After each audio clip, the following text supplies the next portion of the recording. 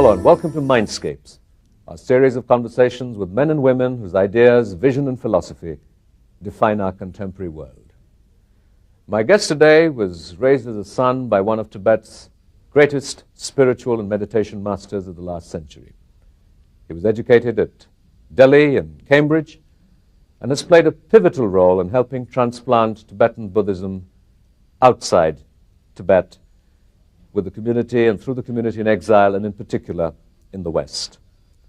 He's perhaps best known in recent years for his definitive book, The Tibetan Book of Living and Dying. I'm delighted to welcome Sogyal Rinpoche. Welcome. Your book was quite sensational in the sense that not only was it extremely successful on the bestseller lists, but managed to talk about death and yet be a bestseller. Something that we tend to put aside and ignore and not engage in conversation about. Why is death, in a sense, so important? I think life and death is a part of a whole. But unfortunately, we don't look at that. We become very much therefore attached to life and deny and reject death, which becomes our ultimate fear. In fact, when you look beneath the fear is the fear of not having looked into ourselves. I often say that death is like a mirror in which the true meaning of life is very much reflected. In fact, if I might say a little bit, you see, I began to write this book. I came to the West in the early 70s. In fact, I had the honor to host or to help with His Holiness's first visit to the West in 1973, with the meeting with the Pope Paul VI. You refer to His Holiness the Dalai Lama. Dalai Lama, of course, yes. And then he's coming in England. I was then in Cambridge. He came there.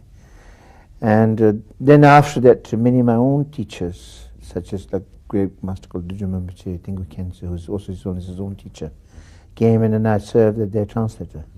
And as I traveled to many different countries, and I saw there was a tremendous hunger and thirst for wisdom from the East, and particularly the Tibetan teachings. But what I felt was that it was very kind of scattered information, and then also the translations were not really provided fully so that we could translate the words but not really the meaning. So over the years I tried to really try to find a way that you maintain the authenticity of the teachings but also translate in the way that's both accessible and open. And so as I began to teach, then death and dying was a very important subject in the Buddhist path and teaching. So as I began to address, I was invited to many of the conferences with near-death research as well as the hospice movement, which is a caring for the dying. And so out of all these experience, I began to write this book, which is both, you could say, an ABC of spirituality, because I find that in the West there's not that background, and I felt that maybe to spell out the basic principles in a very simple way, at the same time to really look at death, not as an enemy, but as a friend. I remember as a child being terrified of death myself, and it wasn't as much sort of my own death, but the death of people close to me. There was a feeling of, what was death? Would there be abandonment, aloneness? And, these are just memories. What is it essentially that in your experience of teaching so many people, what is it that people fear about death? I think really the fear of death is the fear of the unknown, and also fear of losing all that, is this. And particularly also, as I said earlier, is that I often say to people is, if you're worried about dying, don't worry, we all will die successfully. But then why are we afraid of death? It's because beneath the fear of death is fear of looking into ourselves. So the death in fact teaches us how to come to terms with the life. And to really, for example, among the Christian contemplatives, there's a saying, memento mori, remember dying. Because if we remember dying, then we might remember what life or living is. So therefore, in all spiritual traditions, reflecting on death is almost equal to meditating on God, because it really makes us look beyond our material, this ordinary world, to the state of more deeper meanings. That's why when you really reflect on death, and really, for example, in the teaching we speak of, the death is real, comes without warning, this body will be a corpse. When we begin to look into death and realize that how death lives with us every moment. I mean, we can, for example, breathe out and we cannot breathe in. That's the death.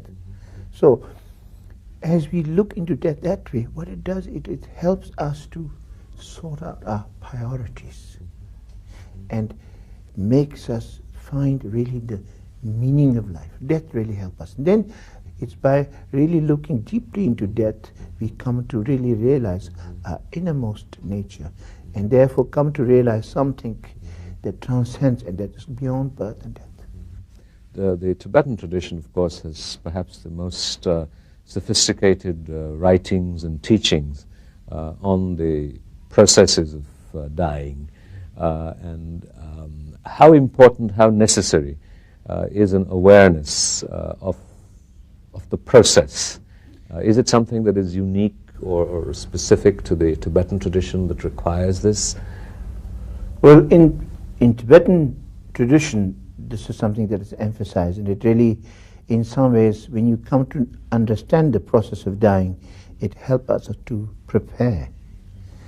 But then, of course, in the modern kind of a setting, like in a hospital, it's difficult sometimes for us to detect all these processes. But what I find it's very interesting is that in the process of dying, there are two, what we call dissolutions, the outer dissolution of elements. But there is the inner dissolution of our mind, in a sense, to put it more simply. And what is extraordinary is that it said that all the anger and the desire and the ignorance, that is to say, all the thoughts and emotions that obscure our inherent nature. Because what is the fundamental view in Buddhism is that each and every one of us has as our essential nature the Buddha that pervades all, which I mean in Hinduism or other religions speaks of God. That pervades us. But then unfortunately that true nature, which is like the sky, has been obscured by the cloud, like the ignorance. But what is also a wonderful message is that when we die, all these, not only our body die, but the mind with its all its obscurations die. So therefore there is an opportunity, if we are well prepared at that particular moment. There is a moment when all the dissolution of ignorance, desire and anger, when they die, there comes a moment of clear light. At that moment, if you can let go and surrender, then in that moment it is said there is liberation. But of course it sounds easy, but it's difficult. But this happens to all of us. But unfortunately not every one of us are aware of it. So in my book, the Tibetan Book of Living and Dying, which is really based on the entire teaching on what is called the Pardos, which comes from many great masters, particularly Padmasambhava, who brought the teaching of Buddha to Tibet. You've mentioned sort of these two layers of dissolution, in a sense, the gross, the physical body, and the subtle. The dissolution of the subtle mind takes time. It doesn't happen at the instant of physical death. Yes. We have now almost a universal tradition in most countries, most cultures, driven largely perhaps by the practicality of it, of burying or cremating our dead almost as soon as they die or within a fairly short time.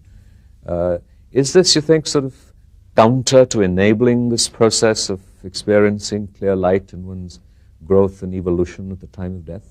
Well, that's one of the reasons why in our tradition, for example, it's kind of encouraged that the body be left for at least 3 days if possible. Or rather, in our kind of tradition, and I think it's many of the spiritual traditions, is that very much that the proper practices are done before, in a sense, the body is disturbed. Generally speaking, that it could be that this process may take maybe very quickly or could take up to 3 days. So hence, I think we kind of recommend it to have that period as a an opportunity for that process to happen, because as you were saying earlier, that in the Tibetan teachings is that there is the two processes. The inner process, the innermost process, may continue even after we may be pronounced as clinically dead. So it's kind of evident of sometimes many great yogis, great practitioners, you find it after they've passed away, that there's a warmth and sense of that presence, and so many indications that still, and particularly in our tradition, is that the master, he remains in meditation. He unites his mind in the clear light. He remains in that, and then it is said that he accomplishes all the work that he has not accomplished, or rather, he directs his blessings to the whole world. And so it is during those moments that it says sometimes when a student of that teacher could unite his or her mind with the master and thereby receiving blessings. So it's considered a very important moment. And this is particularly important for a practitioner. But in the case of an ordinary person, it become accustomed to, but I think what is important before is that we, in our tradition, that what a practice called poa, which is the transference of consciousness, which is to direct the consciousness into the kind of into the heaven, or into the before, until that is done, the body is not touched. What would you sort of recommend to someone who wasn't a Buddhist, who wasn't a practitioner, and was approaching death himself, or had someone very close to them who was approaching death? What would be sort of a word of advice? Because I think the processes that we're talking about require lifetimes of practice to perfect. True. Is there a rule of thumb? Yes. Well, I think to put it very simply, this very great master called Padmasambhava, who is the author of the Tibetan Book of the Dead, he said, when the moment of death dawns upon me, I will abandon grasping, yearning and attachment, and enter undistracted into the clear awareness of the teaching, and eject my consciousness into the space of unbound Rigpa.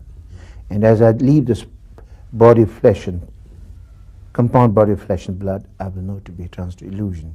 To put it simply, is that when the really moment of death comes, what's most important is when you're helping somebody to create an environment, particularly like, for example, like in the West. You see, because sometimes that is the only moment sometimes for people to come to terms with. So really you provide a very loving and caring environment in which the person can really come to reflect on their life and find meaning, so that they don't die empty-handed. So it's very much to help them to let go, help them to come to terms with their lives, to let go of attachment and aversion. And that's why it's very important at the moment is to giving love. And particularly for spiritual practitioner, is accompanying them, is not only giving love, but very much with wisdom love. That is to say, that the love that emanates from deep compassion. When you do that, I find it really helps the person to just let go of the fear. Like just as sometimes when you're really anxious, if you have a very wonderful person, warm, loving, and somebody you trust, he gives you really confidence. That's what we really need. And then to really let go of all our, particularly you see, all the negativity, to ask for forgiveness and to keep your heart and mind pure. And then unite your mind with wisdom mind of Buddhas, or with, for example, for a Hindu practitioner, with God, just as with the Gandhi, says Ram Ram, like really, and then you see, unite your mind with the wisdom mind of the Buddhas, and then rest in the essential nature mind. Those three things. Let go of attachment and aversion, that means to keeping your heart mind pure, unite your mind with the wisdom mind of the Buddhas, and then to rest in the nature mind. I think much of our civilization, and certainly the globalized civilized culture of the West that is permeating us, is obsessed with seeking, nurturing, cultivating love, but love of a very different kind that seems to lead more to suffering, to attachment, to what have you. But yet, love is that universal aspiration in some ways. The Buddhist tradition talks a great deal about love too, and talks about compassion. What is the difference? What is this love? How is this love that you talk about different? I think generally when we talk about love, it's very much sometimes, we love our friends but not our enemies. It becomes a little bit limited. Whereas this kind of love is a limitless love, which comes through actually deep reflection. Because when you really look very deeply, of course, those we love in a life are close to us, but even the enemies. And if when you really look deeply, like particularly from a karmic point of view, this life has not been the only life. And in all our past lives, we've been connected from the time immemorial with everyone. So they've been our fathers and mothers and brothers and sisters. We've been through everything. Well, I try and say cultivate love for the enemy, but I love my wife differently. Yes, it's true. In what ways? I think generally, generally when you love your, like, for example, your family, particularly like your wife, it's kind of, that's a love has a, it's slightly different. It's kind of, there's a little bit of passion, a little bit of kind of an attachment that is involved. When we talk about this kind of love, it's more loving kindness, which comes from, like, for example, this is very much through training of mind. When we work with this, and when we really reflect, for example, the practice of like lojong or training of the mind, when we do that, when we realize that all beings are connected together, there comes what is called the universal love that comes through. But this is also something when through meditation, when we let our mind just quietly settle. Because you see, what happens is this, in the midst of all our confusion, that in fact our love is very much blocked. So that's when we let our mind just quietly settle in the state of natural ease, and then from that kind of calm and that clear state, that then all the negativity and diffused, and then we connect with our fundamental goodness. And as we connect really deeply with our true nature and go a little bit beyond our ego, then suddenly we begin to realize that all beings are the same. We begin to really feel, this is such a message that His Holiness the Dalai Lama so profoundly, I can in no way express like His Holiness. His Holiness expressed so wonderfully. That's what His Holiness' message. Very much that you see, when you begin to realize that, then you begin to really feel that we're all same. And then there comes a universal love. There is really the sameness.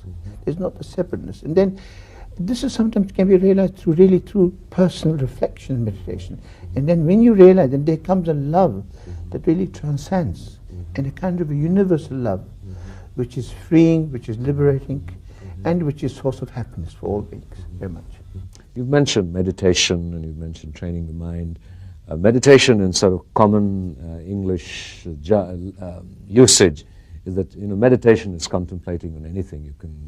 You can meditate on war. You can meditate on a whole range of things, and it just means that you think about.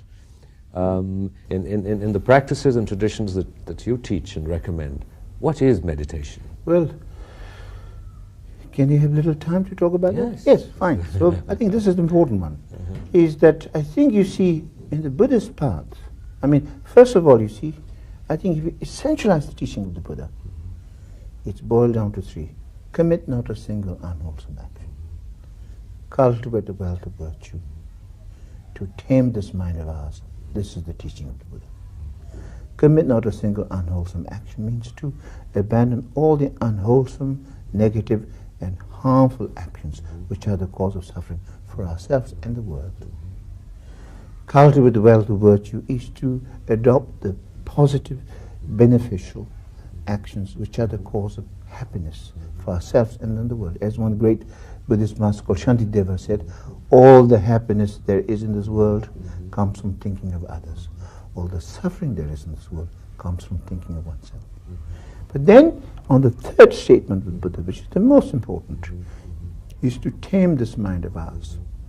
Because you realize on a deeper level, is the mind is that which harms and helps. The mind is really, both our body and speech are just subservient to the mind. Mind is the boss. Mind is the universal ordering principle, creative happiness, creative suffering. Do you use the word tame the mind consciously, or is it train the mind? Train the mind, I would say. Train the mind, you see. Because the mind is universal ordering principle. It's creative happiness, creative suffering, it's creative what we call samsara and also nirvana. And yet you teach that the essential nature of the mind is pure, is clear, Yes. is wholesome. So that's one of the reasons why we need to really work with the mind, because at the moment it's like mind, as one master put it, is when mind turned outwardly lost in its projection is samsara. Whereas mind and inwardly recognizing true nature is nirvana. At the moment we are. And so the whole thing is to bring mind home and allow our mind just quietly to stay. As one master put it, rest in natural great peace. This exhausted mind, beaten helplessly by karma and neurotic thoughts, like the relentless fury of the pounding waves in the infinite ocean of samsara. So when we let our mind quietly settle like a glass of muddy water, if you keep it still, the dirt will settle and clarity will manifest. When we let our mind just quiet, that's why in the Buddhist path of meditation, you begin first with what is called shamatha, or tranquility, or calm abiding. Through that, which is very much a practice of mindfulness, because as you know, that is because of distraction and because of the mind is scattered. That's why the antidote to that is mindfulness and concentration. So that through the practice of mindfulness, that's where you do occupy your mind with one object, like in the image of Buddha or watching the breath. And as we practice that very, skillfully, quietly, then what happens? Through that process, our ordinary mind is purified. And then the clear insight of the vipassana, or the wisdom that realizes egolessness dawns. That means the grasping ego tendencies dissolve. All the fragmented aspect of our mind comes home. The negativity and all the aggression is diffused. That's why I feel it's one of the highest form of inner disarmament. And then we will come to touch with our fundamental goodness, what we call Buddha nature or bodhicitta. And then from that state, then comes a tremendous like a openness. You see, it's like almost our ordinary mind kind of dies. That's also what happens in the moment of death, is ordinary mind dies. And what dawns is our wisdom mind, our compassion mind. And then mind is like not the ordinary mind, is the transcendental state where it's no longer feel grasping. And from that comes a tremendous compassion for all beings and tremendous also devotion for the Buddhas and the teachings very much. And so it is very much through that meditation. Initially, of course, it's working through using an object or occupying our mind with, for example, like a breath, for example. But then gradually, that's only a skillful means that helps us to go beyond ourselves to reach to the state of transcendence into the true nature. And that's what when Milarepa said that, in fear of death, I took to the mountains, and again I meditated on the uncertainty of hour of death. Now capturing the fortress of the deathless, unending nature of mind, all fear of done is done and over with. Is that because you see, if you say that if everything dies, if everything is impermanent, and what is that we can rely upon? We realize that our ordinary mind and ordinary this world is changing. But then what we realize that there is something beyond this. Just like I think the example sometimes which is very helpful is cloud and the sky.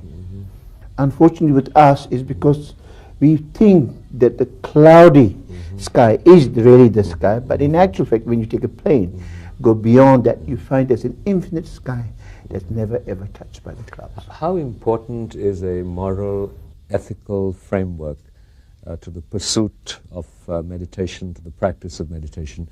Because we do see a lot of spiritual masters who aren't always able to, let's just say stray. It is also assumed in many traditions that once you reach a certain level of enlightenment or insight, you're no longer governed by traditional notions of ethics and morality. In the Hindu tradition, you have a very structured approach where you start with yama, niyama, the do's and the don'ts. How does the Buddhist Tantrayana tradition versus? That really, the ethical is really very much the ground. As sometimes you see this great master Padmasambhava said, my view is as spacious as the sky, but my respect the laws of cause and effect as fine as a grain of flour. It's very much that sometimes you see when you have a high view, if you really have a true high view, then you have even more respect for the laws, cause and effect. But I think it's sometimes a mistake is that when you have a high view, you can be like a drunken by that. And then if you go and not be ethical, then it is called losing the view in action, which is one of the greatest faults. How often there's a master, you sort of initiations, you have a lot of students, a lot of teachings. Is there a parallel to our tradition where you evaluate whether a student has reached a certain level of ethical commitment, ethical framework, before he starts on these more complex practices? I think it's very much I think very important, as His Holiness always speaks about the importance, His Holiness Dalai Lama speaks about the importance of being a good human being. First, you develop very much to develop the basic, the human values, and to really, for example, when I work with students, one of the first things to really check is that the basic nature, to develop the good heart, to let go of all the negative aspect. When that is more sure, and then when you can rely on that person, when you become reliable in that way, then you can then be transmitted the higher teachings. That's why sometimes higher teaching not easily given is because that if it gets into the wrong hand, it could be misused. It's very important, therefore, that first of all, it has to be that person has a very sound. You develop that person's character. Or, you understand? That's a very important thing you develop, and then you share. What is a enlightened spiritual master like yourself, a Rinpoche? What aspiration do you have for yourself? Well, I think for me, I'm in no way, I'm neither learned, nor am I realized in any way. So what I try to do is to study more these teachings. I have one of my teachers, many of my teachers have passed away, but still I have, like His Holiness, many teachers are still alive. I continually to study and practice to become better and better. And I feel so many things I need to still work with myself to progress also. There's a long way to go. Well, thank you very much, Rinpoche. This has been a great blessing. Thank you.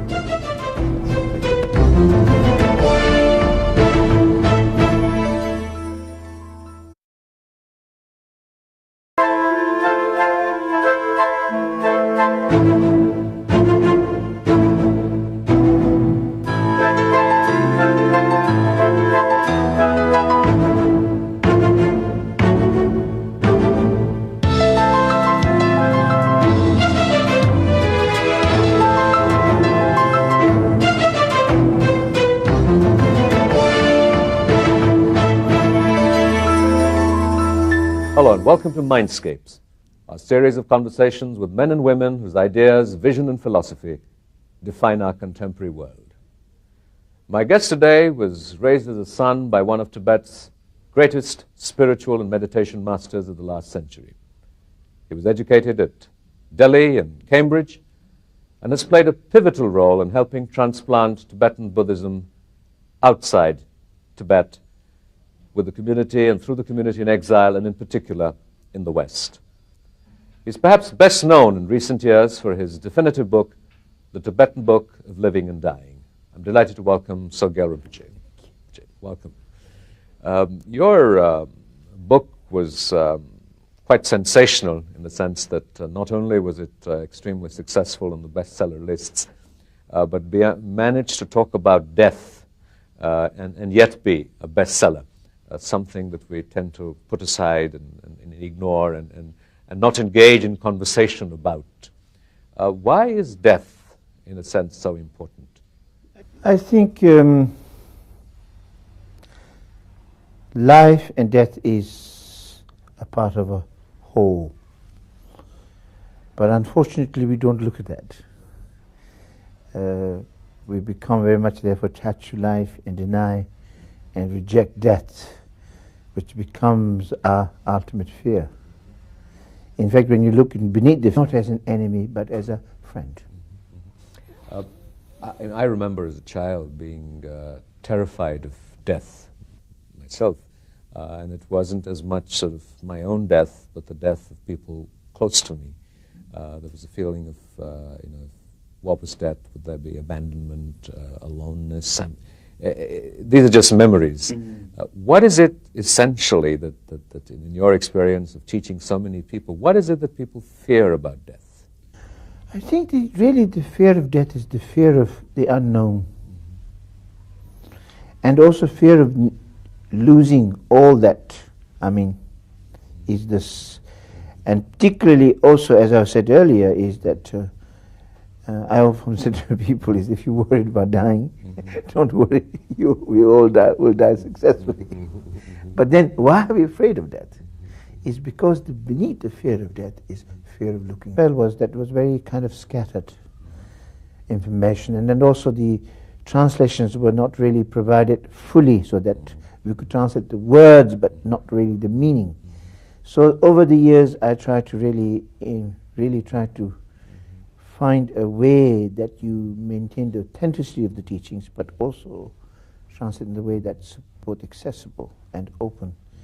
And so as I began to teach, then death and dying was a very important subject in the Buddhist path and teaching. So as I began to address, I was invited to many of the conferences with near-death research as well as the hospice movement, which is a caring for the dying. And so out of all these experience, I began to write this book, which is both, you could say, an ABC of spirituality, because I find that in the West there's not that background, and I felt that maybe to spell out the basic principles in a very simple way, at the same time to really look at death. Not fear, the fear of not having looked into ourselves. I often say that death is like a mirror in which the true meaning of life is very much reflected. In fact, if I might say a little bit, you see, I began to write this book. I came to the West in the early 70s. In fact, I had the honor to host or to help with His Holiness's first visit to the West in 1973, with the meeting with the Pope Paul VI. You refer to His Holiness the Dalai Lama. Dalai Lama, of course, yes. And then he's coming in England. I was then in Cambridge. He came there. And then after that, many of my own teachers, such as the great master called Rajiv Mehrotra, Tingu Khyentse, who is also His Holiness's own teacher, came in and I served as their translator.